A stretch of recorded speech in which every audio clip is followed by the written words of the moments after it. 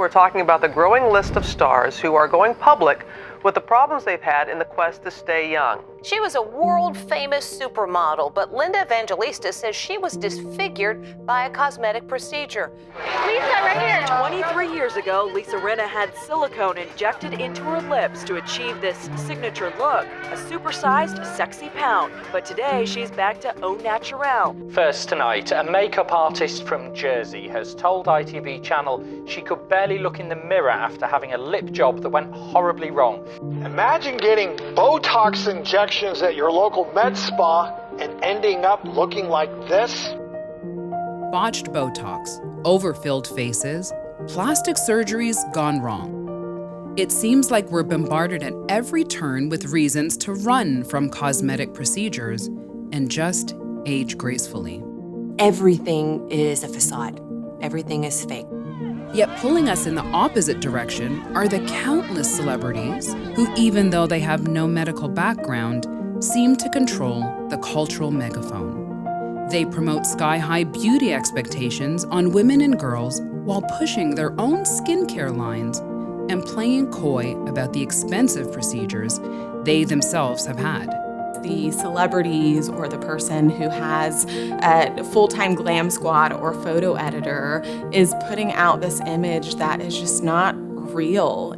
Setting the stage for a growing wave of body dysmorphia, eating disorders, and other mental health issues among women and girls. You risk that feeling of never measuring up. I can never be pretty enough. I can never have enough.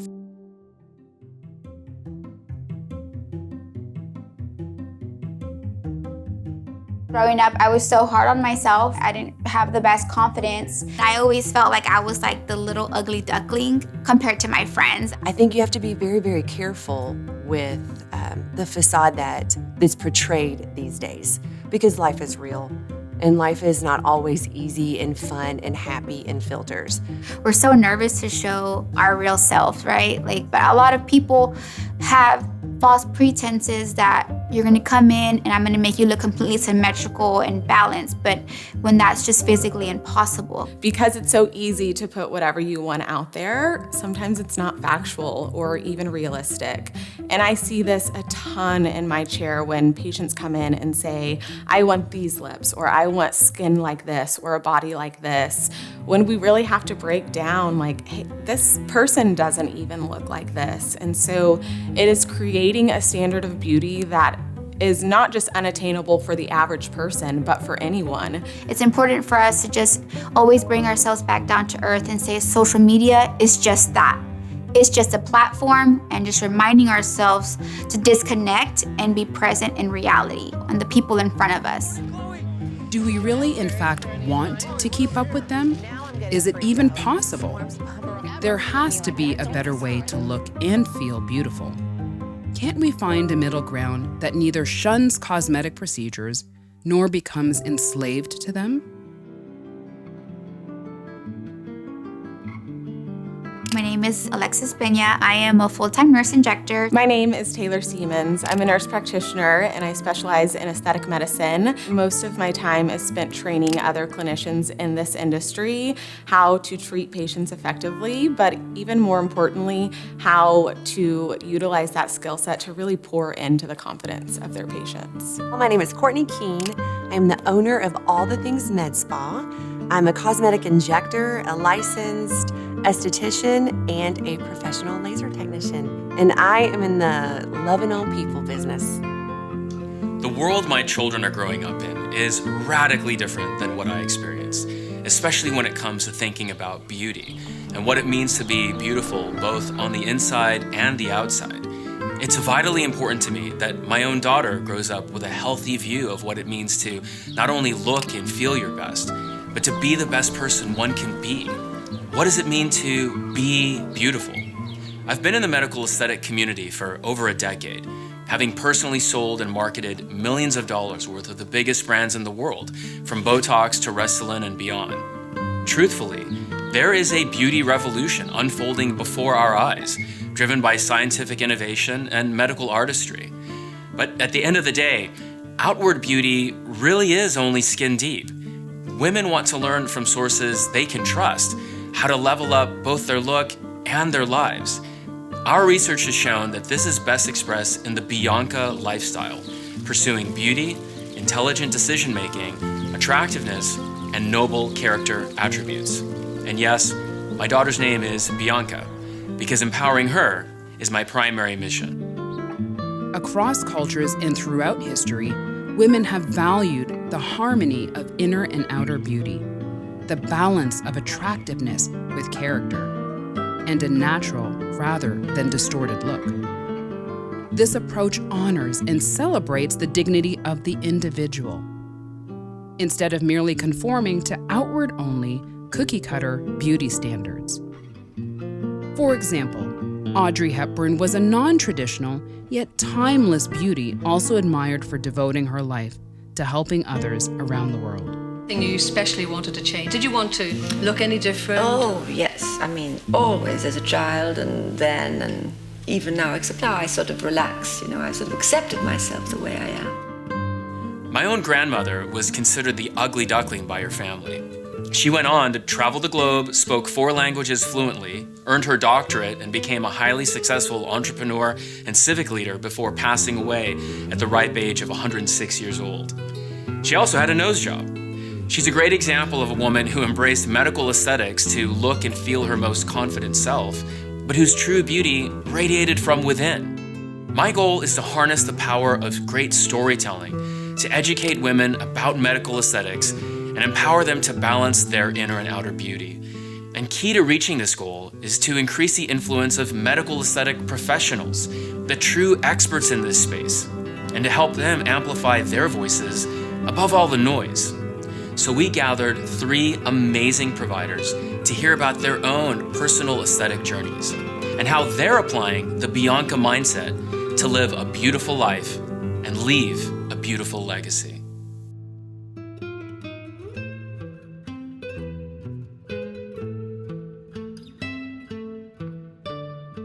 What is it about that Bianca ideal that resonates with each of you so much? I grew up in a really small town, and there were very few people. By few, I mean one, my sister, who looked like me. Everyone else was blonde hair, blue eyes, typical American family.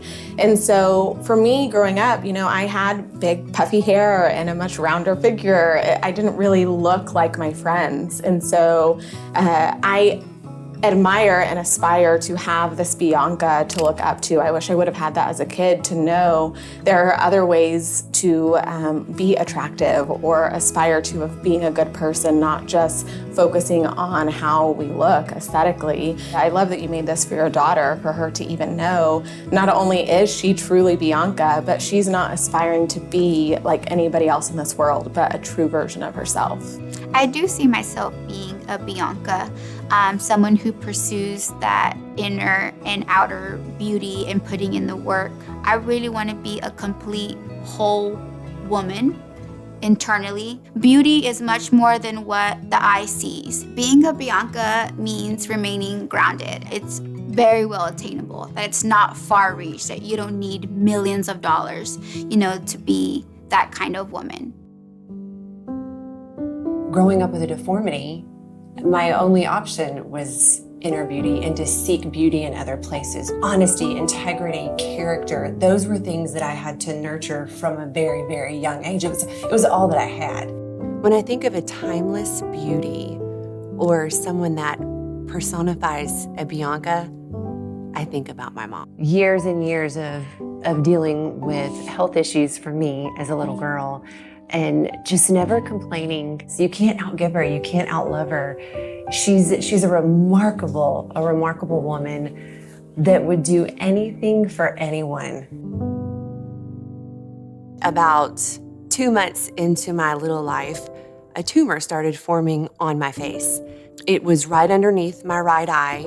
That, at 2 months, started a journey of surgeries and trying to find the latest and greatest fix. As a child, I didn't want anyone to look at me. I didn't want to show my life. I didn't want you to see what I saw. Growing up with a tumor is very hard. It's very hard, especially mine. It was different every day. It's a blood tumor.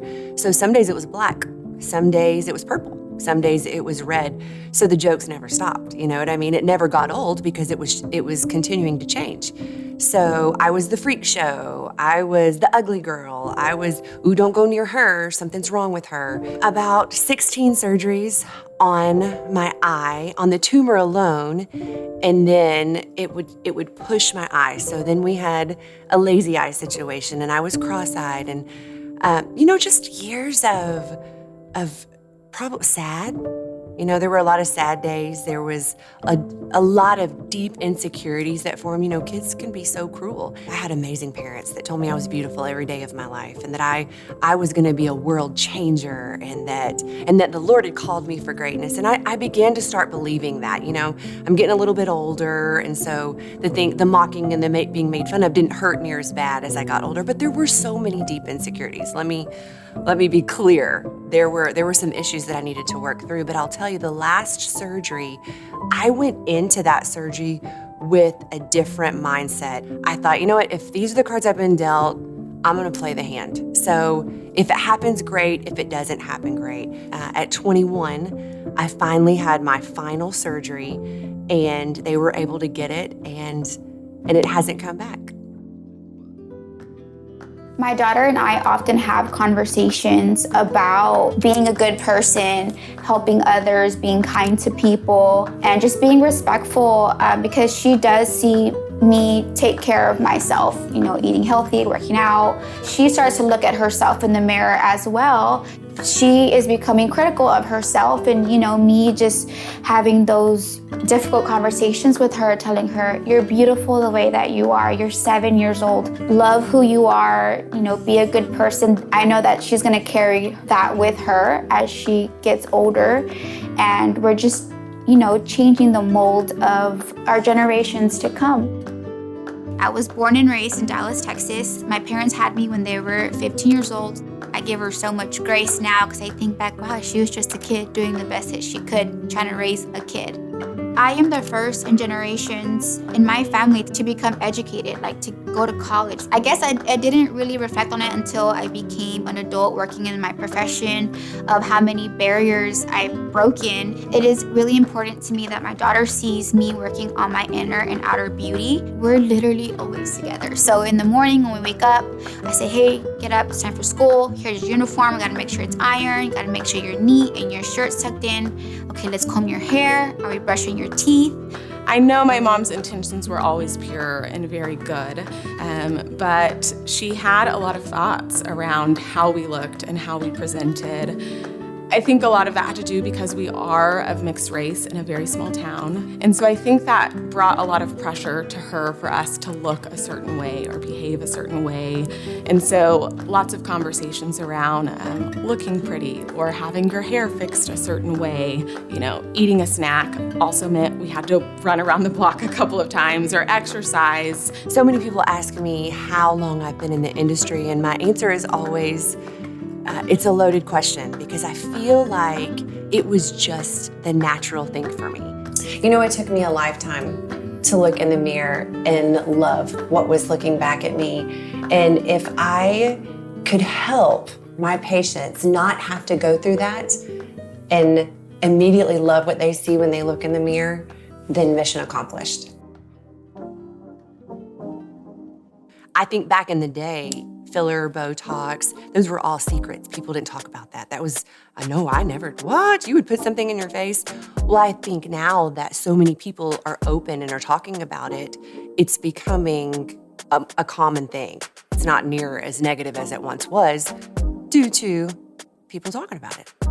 Balancing inner and outer beauty, to me, it means taking in the whole person in consideration when treating their outer beauty. And so their skin, their mental health, their face, body, all of those things, we want to keep balanced. So they're not looking or feeling like someone else, but they're just feeling like a more empowered and engaged version of themselves. And so this is something that I really had to grapple with for many years on am I wrong for being in an industry where I'm continually helping people change how they look?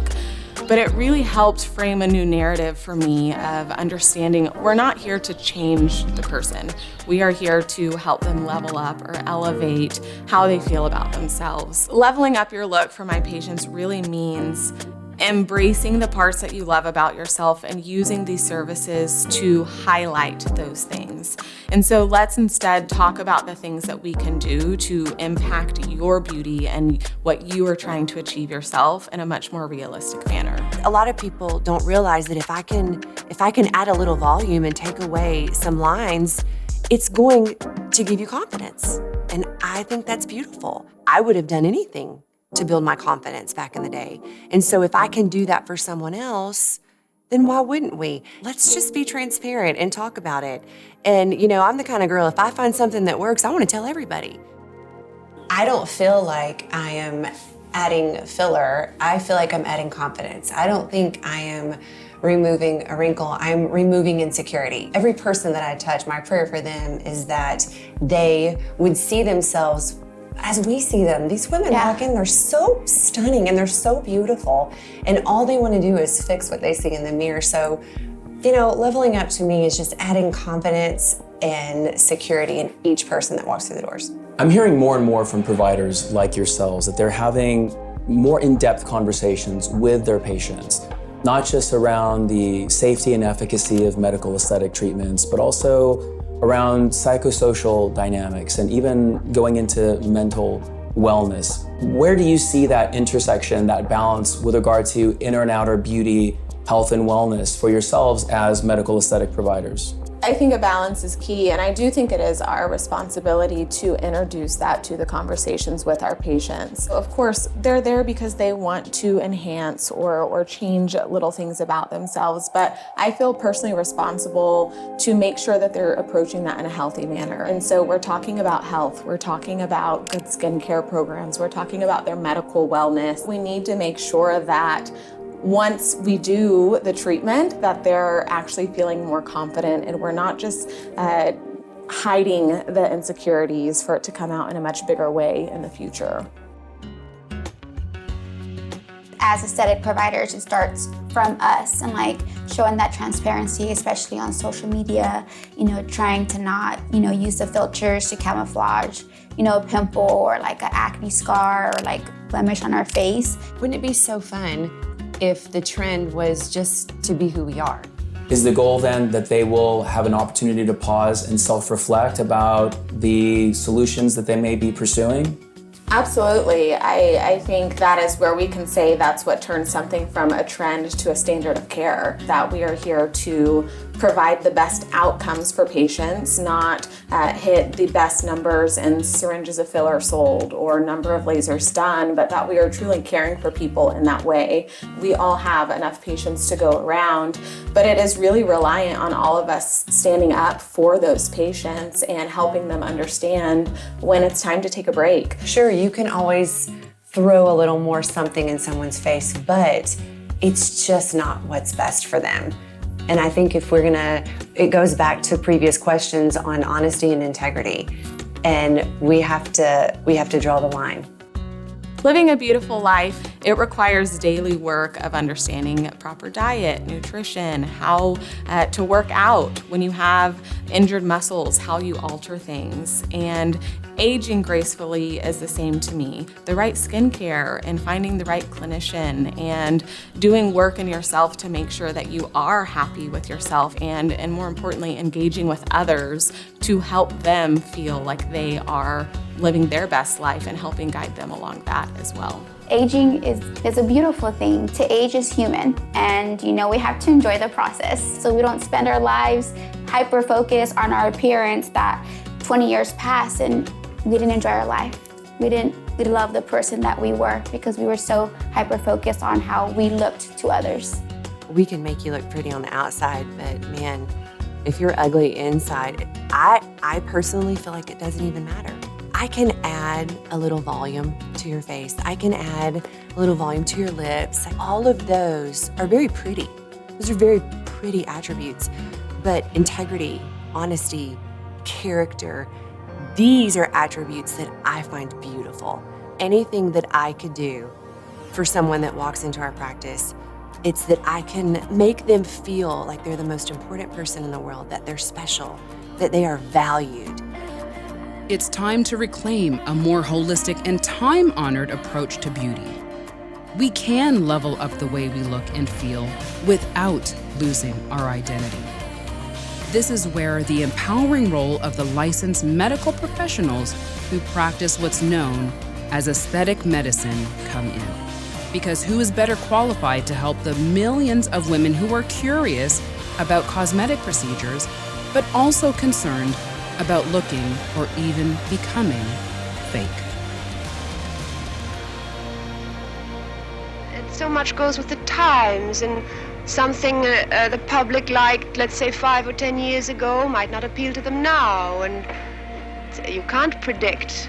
You can try and you can follow your instincts and do the best you can. I was born with my own instincts, which I try to stay true to, because I followed my instincts and they've brought me nothing but blessings and good fortune and terribly kind people to work with. And so far, it's been all right.